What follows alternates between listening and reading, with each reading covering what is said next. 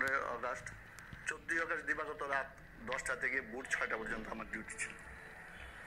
তো আমরা সাধারণত ফরেন সার্ভিসের অনুষ্ঠান 2:30টায় শেষ হয়। 2:30টায় শেষ হওয়ার পরে আমি আমার শিফট ইনচার্জ রুমে গিয়ে আমি আমার তোমার স্লিপিং ড্রেস পরে আমি শুয়েছিলাম, আর আমার স্টাফরাও বিভিন্ন জায়গায় শুয়েছিল। তো আমাদের পরের দিন ভোরবেলা 6:30টায় আমাদের ট্রান্সমিশন আরম্ভ হবে।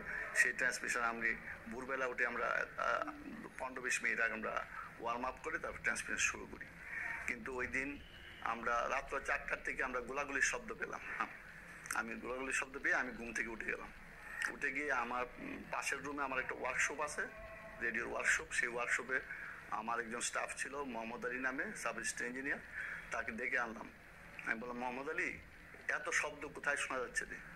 তখন মোহাম্মদ আলী আমাকে বললো যে বঙ্গবন্ধুকে কালকে এই ঢাকা বিশ্ববিদ্যালয়ে সম্বর্ধনা দেবে, বোধ হয় পুলিশরা মহড়া দিচ্ছে। তো এই কথা বলে আমি ওর সাথে এই কথা মত বিনিময় করে তারপর আমি শুয়ে পড়লাম আবার। কিন্তু যতই সময় যাচ্ছে দেখি যে গোলাগুলির শব্দ আর বেশি বাড়ছে। হ্যাঁ, তা তারপরে শেষে আমি আর ঘুমাইতে পারলাম না, আমি বসেই রইলাম। তার কিন্তু মোহাম্মদ শুয়ে পড়ছে। তারপর আমি ঠিক 6টা বাজার 15 মিনিট আগে হঠাৎ করে দেখি রেডিওর মেইন গেট থেকে ভিতর দিকে ক্রলিংয়ের শব্দ শোনা যাচ্ছে। আমি তখন আমার স্লিপিং ড্রেস ছেড়ে আমি আমার শার্ট প্যান্ট পরে ফেললাম। দেখি আমি আমার শিফট ইনচার্জের পিছনে জানালা দিয়ে দেখি আর্মিরা এসে একটা আমাদের পুলিশ ব্যারাক আছে তোমার, ওই পুলিশ ব্যারাকে পুলিশরা ভোরবেলা তো তখন তারা হাত মুখ ধুচ্ছে। তো তাদেরকে উপরের দিকে একটা আর্মিরা একটা করলো, ফায়ার করলো। করার সাথে সাথে ওরা তো লুঙ্গি টঙ্গি পরা ছিল, তারা সব দাঁড়িয়ে হ্যান্ডস আপ করে ফেললো। করার পরে আমি বুঝতে পারলাম যে অশনি সংকেত। তখন আমি মেন্টালি প্রিপেয়ার হয়ে গেলাম যে নিশ্চয়ই এখন আমার এই শিফট ইনচার্জের রুমে আসবে। তখন আমি তখন অপেক্ষা করতেছি। এর ঠিক 2-3 মিনিটের মধ্যেই 4-5 জন মেজর, সাথে কিছু নন কমিশন অফিসারও আছে, তারা এই ভিতর দিয়ে ঢুকে স্টুডিওর করিডোর দিয়ে ঢুকে কন্ট্রোল রুম পার হয়ে এরপর একটা FM ট্রান্সমিটার রুম আছে, রুম পর্যন্ত আসছে। আর আমিও শিফট ইনচার্জ রুম থেকে FM রুমে গেছি। তখন 5-7 জন মেজর, এর মধ্যে আমি চিনি মেজর ডালিম, মেজর শাহরিয়ার, মেজর জুবায়ের এবং অন্যান্য আরও কয়েকজন মেজর প্লাস আরও যারা ছিল, তারা এসে আমাকে হ্যান্ডস আপ বললো। তো আমি হ্যান্ডস আপ করলাম। আমাকে বললো যে Sheikh Mujib and all his gang has been killed, army has taken power, এখন আপনাকে সব অন করে দিতে হবে। তখন আমি মুহূর্তের মধ্যে আমি সিদ্ধান্ত নিয়ে ফেললাম যে এখন যদি আমি প্রতিবাদ করি তো আমাকে তো মেরে ফেলবে। আমি বললাম যে ঠিক আছে, করব। তখন আমি বললাম যে আমি তো একা করতে পারবো না, আমার আর অন্যান্য স্টাফ আছে, তার সব তো ঘুমাই দিচ্ছে। ঠিক আছে, চলেন। তারপরে শেষে আমি ওই ওয়ার্কশপে যে আমার মোহাম্মদ আলী ছিল তাকে গিয়ে ডাকলাম। সে ঘুমের থেকে উঠে আমি ডাকার পরে সে ঘুমের থেকে উঠছে না। তারপরে বললো কি একজন জ্যাসিও তাকে তোমার পিস্তলের বাট দিয়ে বাড়ি দিল। বাড়ি দেওয়ার পর সে লাফদা উঠলে পরে তারপরে শেষে আমি বললাম, মোহাম্মদ আলী ঘুমের থেকে উঠে তুমি আমার সাথে আসো। সে আসলো। তারপরে ডালিম আমাকে বললো যে আপনি সমস্ত আপনার ইকুইপমেন্ট অন করে দেন, আমরা এখন ঘোষণা দেব। তো আমি জানি যে আমি স্টুডিও এখান থেকে অন করলেও এখান থেকে কোনো কিছু যাবে না আনলেস ট্রান্সমিট না করে। তখন আমি এই কথাটা তাকে বললাম না বললে আমি বললাম ঠিক আছে, আমি সব অন করে দিচ্ছি। শেষে অন করে সব কিছু সমস্ত গিয়ার্স আমি অন করে দিলাম। আমার দুইজন স্টাফ দিয়ে, ওই যে মোহাম্মদ আলী প্লাস আনোয়ার হোসেন নামে আরেকজন ছিল, ওদের দিয়ে সমস্ত কিছু অন টন করলাম। করিয়ে পরে যখন ওরা বুঝতে পারলো যে আমি মোটামুটি কোঅপারেট করতেছি, তখন আমি তাকে মেজর ডালিম এবং মেজর শাহরিয়ারকে বললাম যে আপনি যে আমাকে দিয়ে এখানে সব অন করালেন, কিন্তু ট্রান্সমিটার অন না করলে তো আপনাদের এই ব্রডকাস্ট যাবে না। তখন কিন্তু আমি বুঝতে পারি না যে কি হয়েছে, কি ঘোষণা দেবে, কি আমি কিছুই বুঝতে পারি না। শুধু খালি বুঝতে পারছি যে তারা বঙ্গবন্ধুকে উৎখাত করছে এবং বঙ্গবন্ধুকে হয়তো বা অ্যারেস্ট করে ফেলছে। কারণ সে আমাকে বললে Sheikh Mujib and all his gang has been killed, army has taken পাওয়ার।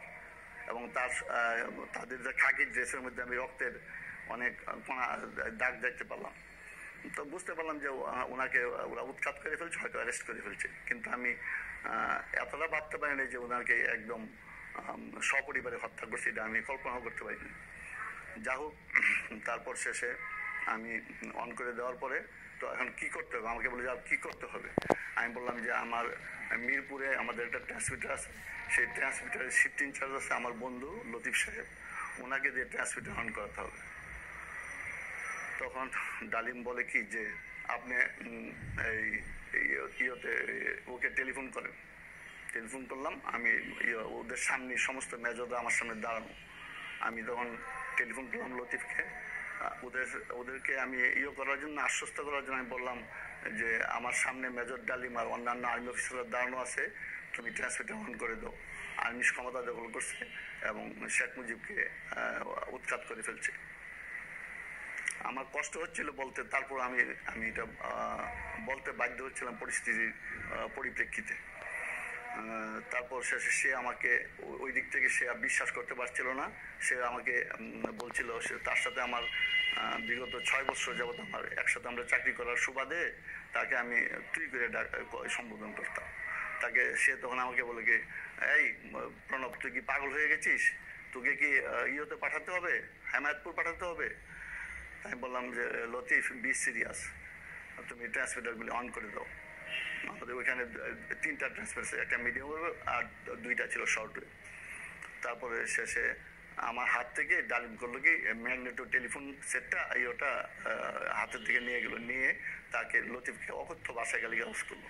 গালিগালাজ করলে বললো যে এখনই আমি আর্মি পাঠাচ্ছি, তখন গুলি করে সব মেরে ফেলবো, তুই এখন অন করে দে, না হয়তো আমি মেরে ফেলবো। তখন আমাকে আবার দিল সে ডালিম, বললো যে আপনি এখন আবার তাকে বুঝায় বলেন। তারপর আমি তাকে বুঝায় বললাম, লতিফ বি সিরিয়াস, তুমি পরিস্থিতি তুমি গভীরতা তো বুঝতে পারছো, তুমি ট্রান্সমিটার অন করে দাও। তখন সে, আমি জানি না সে অন্য কাছ থেকে অনুমতি নিচ্ছে কিনা, সে ট্রান্সমিটার অন করে দিল। কিন্তু আমাদের নর্মাল ট্রান্সমিশন শুরু হয় 6:30টায়, সেখানে তখন বাজে 6:10, তারা আসছিল 6:45-6টায়, তো 6:10 তখন সে ট্রান্সমিটার অন করে দিল। তখন ডালিম বললো কি আপনি কলম দেন। তখন আমাদের যে লগ যে লিখি সেই কাঠ পেন্সিল তাকে দিলাম। আমার এখান থেকে সে কাঠ পেন্সিল নিয়ে আমার এখান থেকে কলম নিয়ে সে লিখলো, শেখ মুজিবকে উৎখাত করা হয়েছে এবং খন্দকার মুস্তাক আহমদের নেতৃত্বে সেনাবাহিনীর ক্ষমতা দখল করিয়াছে, দেশে সামরিক শাসন জারি করা হয়েছে, আপনারা সবাই শান্ত থাকুন। খন্দকার মুস্তাক আহমদের নেতৃত্বে এই কথা বারবার বলছিল। তখন আমি ভাবছিলাম যে খন্দকার মুস্তাক আহমদ নামে তো সেনাবাহিনীতে কেউ নাই, তো কি খন্দকার মুস্তাক আহমদ থেকে হবে।